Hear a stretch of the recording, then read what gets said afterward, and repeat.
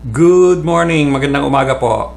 We're going to talk today about those foreigners, Americans, Canadians, Australians, who would like to get married to a Filipina, and what kind of visa can they get so they can stay in the Philippines and not be required to keep on paying so much money and getting annual extensions and so forth and so on. So if that is something that's of interest to you, hang loose, stay with me. That's what we'll talk about.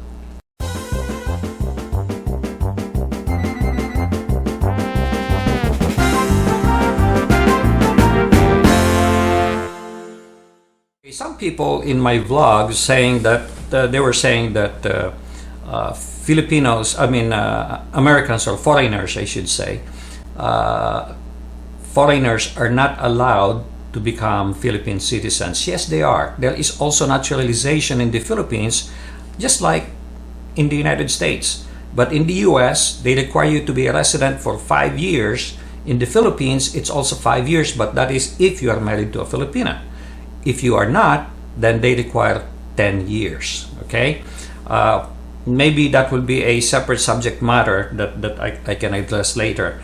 But today we'll just talk about somebody who went to the Philippines, met someone, wanted to get married, and does not want to have a very limited stay, or you have to leave every year and can then come back, and so forth and so on. So that's what we're going to talk about. In order to stay in the Philippines after marrying a Filipina, you have to apply for a residence visa for a spouse of a Filipino citizen, also called 13A visa. That's a Non-Quota Immigrant Visa. It's also applicable if you have unmarried children who are below 21 years of age. You'll be allowed to stay in the country for 1 year and can be extended for another 2 to 10 years. So that's pretty liberal. And I did not see anything in the requirement that would require you to have $15,000 or $50,000 of investment in the Philippines, sort of similar to an SRRV. I did not see that requirement, so I assume that it is not required. Now, this is only issued to citizens of certain countries, amongst which are United States, Canada, and probably Australia. There is a whole list of countries where this is going to be allowed, or you'll be allowed to get a 13A visa. I'm going to include a link down below in the comment section for you to refer to if your country is covered by this 13A visa, okay? And also for information on how to apply, there will also be a link down below, so take a look at that. But just to give you an idea of what the requirements are, number one is a visa application form, obviously. Your passport, your passport-sized color photo with white background.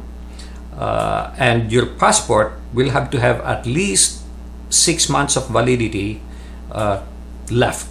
Otherwise, you'll have to renew it first before you apply.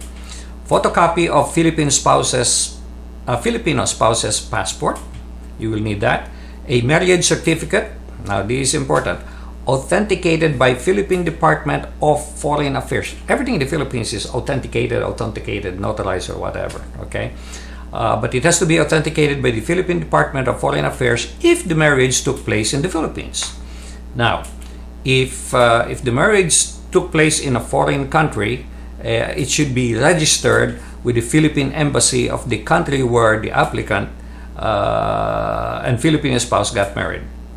I guess that is like a report of birth. If you didn't have any, if you are born in the US and you have no birth certificate in the Philippines, you need to show a report of birth, okay, for you to be recognized as a Filipino citizen.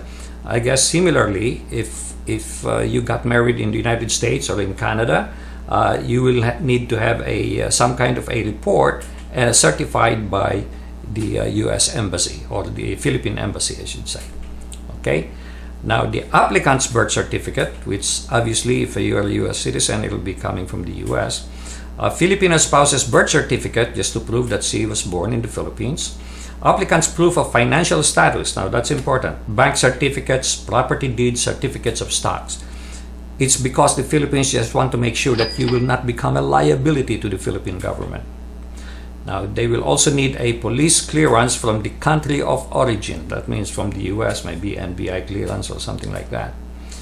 Now, if you were previously married and it was annulled, well, in the Philippines, there is no divorce. You can only go through annulment. So a proof that the previous marriage was annulled and that you're free to remarry, okay? And the secondary evidence of applicant citizenship or identity, as well as admissibility to the Philippines, that you were admitted or going to be admitted in the Philippines. And applicant's medical form examination report accomplished by a physician, and they will also require an x-ray, the soft copy of the x-ray after taking the medical exam. 13A visa application fee, that's the most important thing, $150, at least $150. It starts at $150. So I don't know what is the amount depending on certain conditions. I don't know about that. So you may have some additional questions, so you can call the embassy or the Philippine consulate, or if you're already in the Philippines, the Philippine immigration, to find out exactly what you might need. There is also these requirements that I just went through is also in the link down below. Okay, so good luck to you, and I hope you enjoyed this video. Please do like it, share, and please do subscribe to my channel. Thank you, and make it a great day.